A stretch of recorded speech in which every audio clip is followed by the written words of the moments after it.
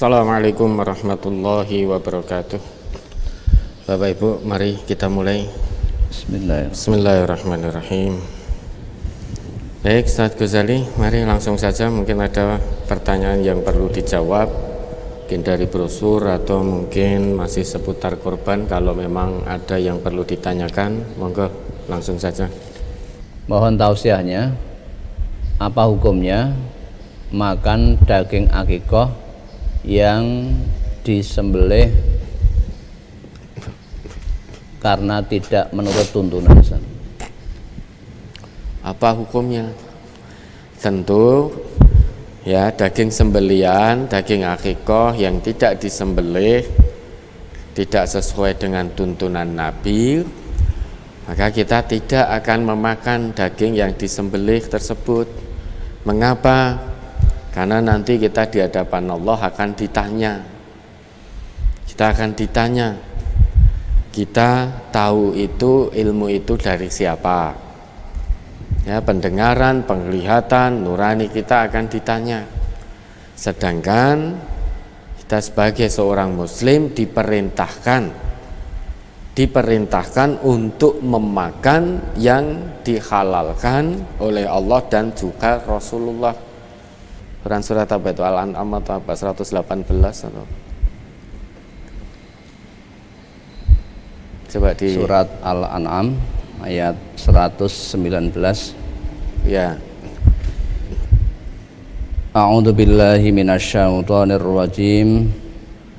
Wa ma lakum alla ta'kulu mimma dzukira smullahi alaihi wa qad fassala lakum ma harrama alaikum illa matturirtum ilaihi wa inna katsiran layudilluna bi ahwaihim bighairi ilm inna rabbaka huwa a'lamu bil muhtadin. Mengapa kamu tidak mau memakan binatang-binatang yang halal yang disebut nama Allah ketika menyembelihnya, padahal sesungguhnya Allah telah menjelaskan kepada kamu apa yang diharamkannya atasmu, kecuali apa yang terpaksa kamu memakannya. Dan sesungguhnya kebanyakan dari manusia benar-benar hendak menyesatkan orang lain dengan hawa nafsu mereka tanpa pengetahuan. Sesungguhnya Tuhanmu, dialah yang lebih mengetahui orang-orang yang melampaui batas. Wa ma lakum alla ta'kulu mimma dzukira smullahi alaihi wa qad fassala lakum ma harrama alaikum illa matturirtum ilaihi. Mengapa kamu tidak mau memakan hewan-hewan atau binatang-binatang yang halal yang disebut nama Allah ketika menyembelihnya? Mengapa tidak mau? Wa qad fassala lakum ma harrama alaikum illa matturirtum ilaih. Sedangkan Allah itu sudah menjelaskan kepadamu secara tafsil, secara rinci hewan-hewan yang diharamkan, yang salah satunya disembelih bukan atas nama Allah, kecuali yang sangat-sangat terpaksa kamu untuk memakannya. Allah itu sudah menjelaskan secara rinci, baik langsung Allah sendiri dalam ayat-ayatnya maupun melalui Rasulullah dalam sunnah-sunnahnya, dalam hadis-hadisnya terkait dengan halal haramnya binatang yang boleh dimakan. Salah satunya adalah binatang sembelihan. Itu sudah dijelaskan oleh Allah secara rinci, baik di dalam Al-Quran maupun melalui nabinya dalam sunnah-sunnahnya, sudah sangat rinci. Maka kita sebagai umat Islam, orang yang beriman, maka mari kita ikuti apa yang sudah menjadi ketetapan Allah dan juga ketetapan Rasulullah semaksimal kita. Fattaqullaha mastata'tum. Termasuk ketika kita mau memakan hewan sembelian, maka dilihat dulu, jangan asal makan. Dilihat dulu bagaimana menurut ketetapan Rasulullah. Kalau ternyata ini dilaksanakan tidak sesuai dengan tuntunan Rasulullah, tata cara penyembeliannya, tentu kita tidak akan memakannya. Mengapa?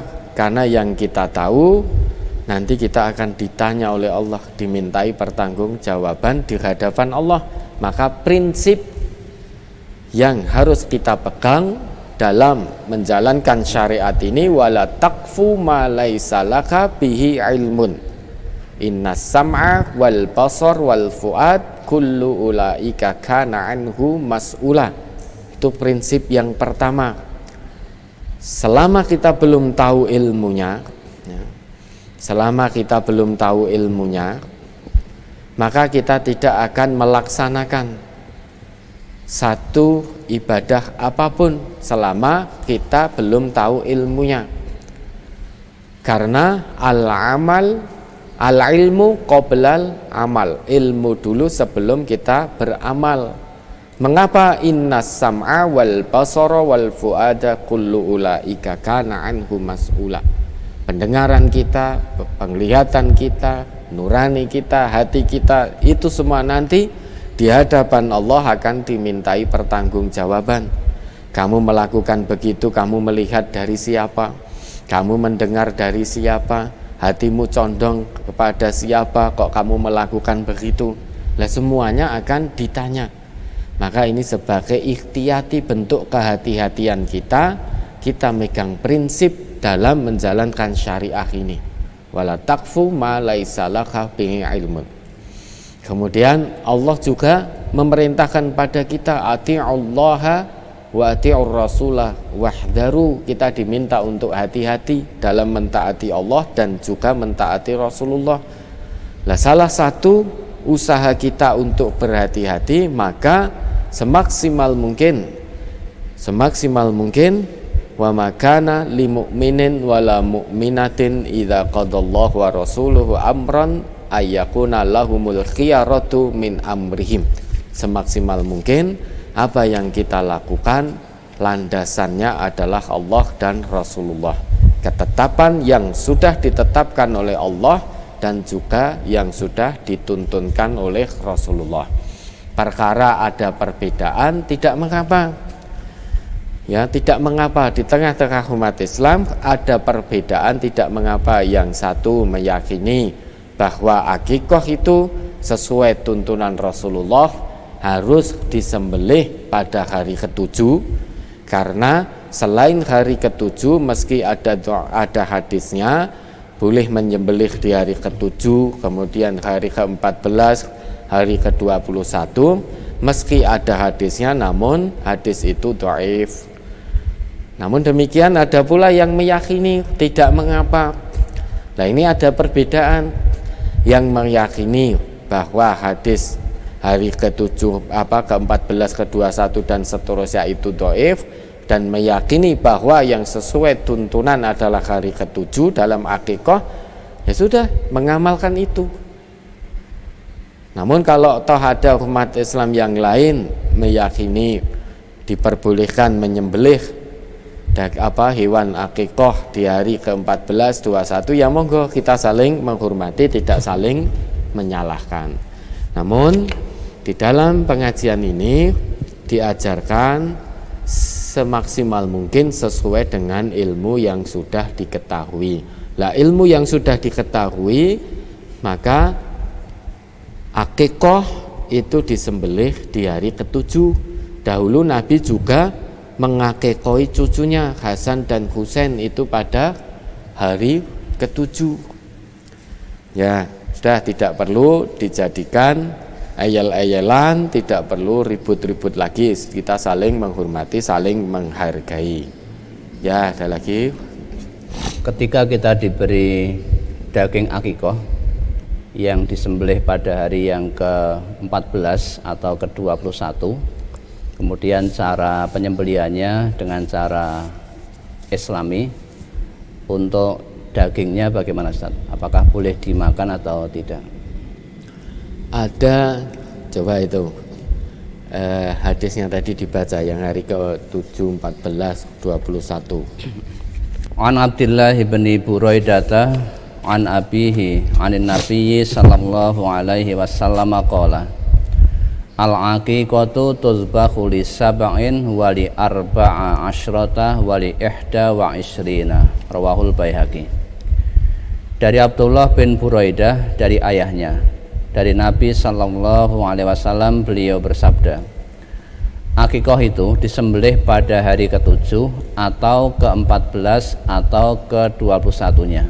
Hadis riwayat Baihaqi, juz 9 halaman 303, dhaif, karena dalam sanadnya ada perawi bernama Ismail bin Muslim. Nah, siapa itu Ismail bin Muslim? Coba lanjutkan itu. Tentang Ismail bin Muslim al-Maki, Al-Jauzajani berkata, ia wahin jiddan. Abu Zur'ah berkata, ia dhaiful hadis. Abu Hatim berkata, ia dhaiful hadis, kacau pikirannya. Nasai berkata, ia matrukul hadis. Lihat Tahdzibut Tahdzib juz 1 halaman 289 nomor 598. Al-aqiqatu tudbahu li sab'in wa li arba'a asyrata wa li ihda wa ishrin. Jadi aqiqah itu disembelih pada hari ke-7 dan hari ke-14 dan hari ke-21. Jadi hari ke-7 atau hari ke-14 atau hari ke-21. Memang ada hadis demikian. Namun hadis itu ternyata dhaif karena di dalam sanadnya ada perawi bernama Ismail bin Muslim. Terkait dengan Ismail bin Muslim, ada yang mengatakan bahwa ia wahin jiddan, dia sangat lemah sekali. Ada yang mengatakan dhaiful hadis, hadis-hadisnya dhaif, dan lain sebagainya dan lain sebagainya. Ada yang mengatakan pikirannya kacau sehingga tidak bisa dijadikan hujah, tidak bisa dijadikan sandaran. Ini sependek atau semaksimal yang sudah kita ketahui. Nah, terkait dengan hadis-hadis yang dhaif berkaitan dengan hukum, tentu kita tidak mengamalkan kalau hadis itu dhaif. Lah bagaimana? Tadi hewan akikah disembelih sesuai dengan syariat Islam. Artinya menyembelihnya disebut asma Allah. Apakah dagingnya bisa dimakan? Ya. Menyembelihnya disebut nama Allah. Ya, namun ternyata hewan tersebut disembelih di luar hari ke-7, setelah hari ke-7, mungkin hari ke-14, ke-21 dan lain sebagainya dan lain sebagainya. Lah kita bagaimana?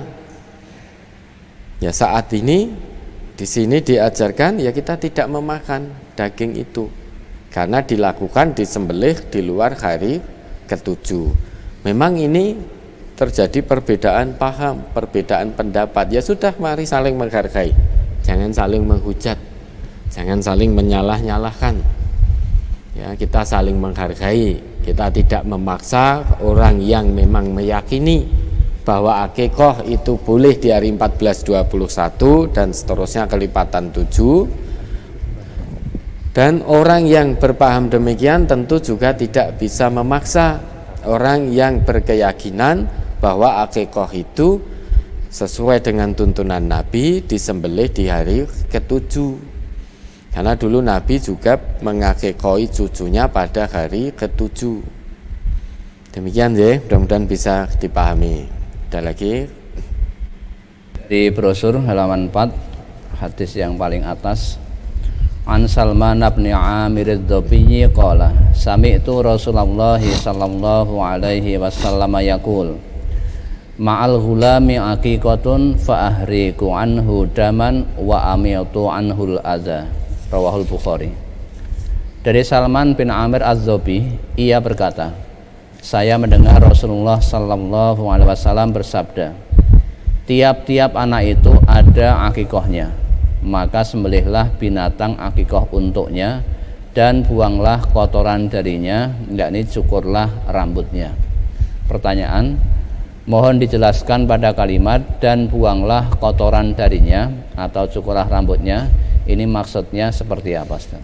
Nah itu sudah jelas, dan buanglah kotoran darinya. Wa amitu anhul adha, maksudnya apa? Cukurlah rambutnya. Jadi seorang anak itu yang baru dilahirkan, itu rambut yang ada pada anak ketika baru dilahirkan dari rahim ibunya itu disunahkan untuk dicukur karena itu kotor. Maka Nabi perintahkan kepada umatnya, Nabi pernah bersabda, kullu gulamin rohinatun bi aqiqatihi, setiap anak itu tergadeh atau tergantung dengan akikohnya. Tutbahu anhu yauma sabi'ihi, yang disembelih untuknya pada hari ketujuh setelah kelahirannya. Wayuh laku, dan dicukur rambutnya. Wayu sama, dan diberi nama. Jadi rambut yang baru keluar dari seorang anak yang baru dilahirkan dari rahim ibunya itu adalah kotoran. Maka disunahkan atau Nabi kita memerintahkan agar rambut tersebut dicukur, agar rambut tersebut dibuang kotoran yang ada pada dirinya. Dalam hal ini rambut pasca kelahirannya itu hendaknya dibuang. Nah, ini sudah sangat jelas yang dimaksud wa amitu anhul adza, buanglah kotoran darinya, maksudnya yaitu mencukur rambutnya. Ya, ada lagi. Apa ada tuntunannya akikoh untuk orang tua yang sudah meninggal? Saya belum tahu. Kami belum mengetahui akikoh untuk orang tua yang sudah meninggal. Yang sudah kami ketahui bahwa akikoh itu disembelih pada hari ketujuh. Nah, ini orang tua panjenengan sudah meninggal, berarti bukan hari ketujuh lagi, sudah puluhan tahun ini. Nah, bagaimana? Ya, kalau ditanya tuntunannya, kami belum tahu. Ya, belum tahu maka belum mengamalkan. Ya, bentuk pengamalan kami akikoh adalah hari ketujuh, karena semaksimalnya yang baru kami ketahui itu. Ya, ada lagi. Tentang akikoh, disunahkan memotong rambut pada hari ke-7. Pertanyaan, apakah rambut harus dipotong habis atau boleh dicukur sedikit saja? Lebih baik digundul. Ya, karena itu kotoran, lebih baik digundul biar ganti rambutnya. Lebih baik digundul. Namun kalau hanya dipotong sebagian saja juga tidak mengapa, namun lebih baik digundul. Karena perintah Nabi kita, hilangkan kotoran dari kepalanya itu. Wa amitu anhul adza, karena itu kotoran. Nanti insya Allah akan ganti rambut yang lebih baik, rambut yang baru.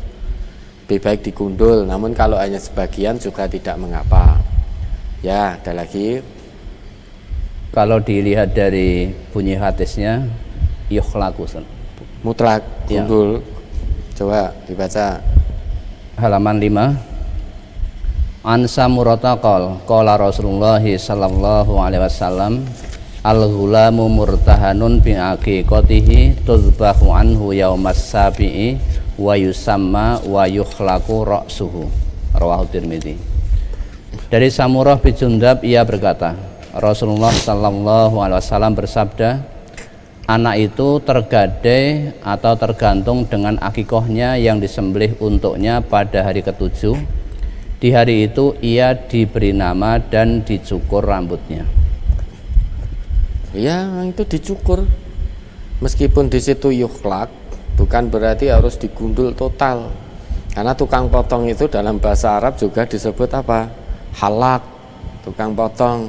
Apakah tukang potong itu lantas karena sebutannya halak, apakah lantas setiap orang yang datang di situ harus digundul semua? Kalau orang yang potong rambut ke halak, ke tukang cukur tadi, kalau tidak digundul maka dia tidak disebut halak, apa begitu? Nah, itu dicukur, maka bisa digundul, lebih baik digundul, karena biar ganti. Itu digundul atau sebagiannya saja. Lah bagaimana kalau tidak digundul? Apakah dosa? Insya Allah tidak. Akikohnya saja sunnah muakkadah. Akikohnya itu sunnah muakkadah. Lah bagi orang yang tidak mampu akikoh, kemudian dia tidak menggundul anaknya atau hanya menggundul anaknya saja, tidak berakikoh, apakah dosa? Tentu tidak. Ya, maka silahkan mau digundul itu lebih baik, akan ganti semua rambutnya, potong sebagian silahkan. Meski di situ wayuhlak memakai kata halako, namun bukan berarti itu harus digundul semua, karena tukang cukur itu sebutannya halak. Halak, apakah setiap tukang cukur harus menggundul orang yang potong kepadanya karena dia disebut sebagai halak? Kalau tidak menggundul, apakah lantas dia tidak disebut sebagai halak? Nah, tentu kan tidak. Maka lebih baik digundul. Namun kalau mau motong sebagian silahkan. Ada sebuah kasus, seseorang ingin sekali untuk berkorban satu kambing. Setelah semua persiapan sudah fix, hanya tinggal nunggu beberapa hari Idul Adha. Namun kemudian katanya tidak boleh berkorban dikarenakan dia belum berakikoh. Oleh sebab itu kambing yang mau dibuat berkorban akhirnya disembelih dan diniatkan untuk akikoh. Nah, aku baca-baca ada yang mengatakan akikoh itu sunnah. Yang seperti ini bagaimana Ustaz? Korban itu juga sunnah, akikoh juga sunnah. Lah ini sudah mau berkorban, sudah siap dananya, bahkan sudah dibeli. Namun tiba-tiba dia ingat belum akikoh. Kemudian dia meyakini, memahami bahwa orang yang belum akikoh itu tidak diperbolehkan untuk berkorban. Memang ada yang berpaham, ada yang meyakini pendapat seperti ini. Artinya orang yang belum berakikoh, belum akikoh itu tidak diperbolehkan berkorban. Lantas kemudian dia akikoh dulu. Nah ini bagaimana? Kalau merujuk pada sabda Nabi, akikoh itu hari ke-7 yang kita pahami. Makanya kalau sudah lewat hari ke-7, ya sudah korban. Ya, karena di luar hari ke-7 tadi sudah dijelaskan hadisnya dhaif. Namun demikian monggo silahkan kalau ada yang memahami begitu, orang yang belum akikoh tidak diperkenankan berkorban, ya silahkan monggo, kita saling menghormati saja. Ya, mudah-mudahan bisa dipahami. Ada lagi? Misalnya akikoh ini bersamaan dengan waktu udhiyah, kurban itu, kemudian uang yang dimiliki ini hanya pas untuk membeli 1 atau 2 ekor kambing, lebih didahulukan yang mana Ustaz? Akikohnya? Nah, kamu pilih mana? Nah, itu sama-sama sunnah muakkadah, sama-sama ada batas waktunya.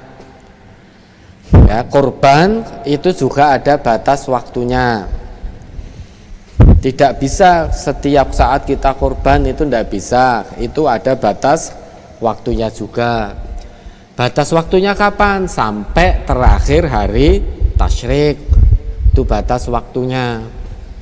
Jadi tanggal 11, 12, tanggal 13 Dzulhijjah itu batas akhir kurban. Akikoh juga ada batas waktunya. Batas waktunya kapan? Yang kita pahami hari ke-7. Yang kita pahami hari ke-7. Kalau sudah lewat hari ke-7, maka sudah tidak bisa berakikoh. Kalau sudah lewat hari ke-7. Lah sekarang ini bersamaan. Uangnya hanya cukup untuk misalkan anaknya perempuan. Misalkan anaknya perempuan hanya cukup untuk membeli 1 kambing untuk akikoh atau untuk kurban. Ya, pilih mana? Silahkan dipilih. ini sama-sama terbatas waktunya. Namun akikah itu lebih terbatas karena hari ke-7. Ini sama-sama sunnah muakkadah. Ya, sama-sama sunnah yang sangat ditekankan. Kedua-duanya meskipun sunnah, namun dibalik itu mendapatkan keutamaan, yaitu taqwallah, sama-sama mendapatkan ketakwaan dari Allah. Silahkan dipilih, itu mukhayyar, itu pilihan. Akikah terbatas hari ke-7. Ini sesuai yang kita pahami loh ya, sesuai yang sampai detik ini kita ketahui ilmunya berdasarkan hadis Nabi tadi. Akikah itu terbatas sampai hari ke-7. Kemudian kurban itu terakhir ayamut tasyrik, hari terakhir dari hari-hari tasyrik, yaitu tanggal 13 Dzulhijjah. Kalau kurban hari ini misalkan kita belum mampu karena ada uzur, kalau masih diberi kesempatan hidup oleh Allah dan kemampuan oleh Allah, tahun depan masih ada kurban. Kalau akikah sudah lewat hari ke-7, maka tidak ada kesempatan lagi.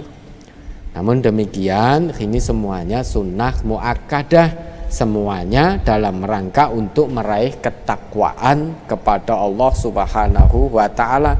Ini amrun mukhayyar, silahkan.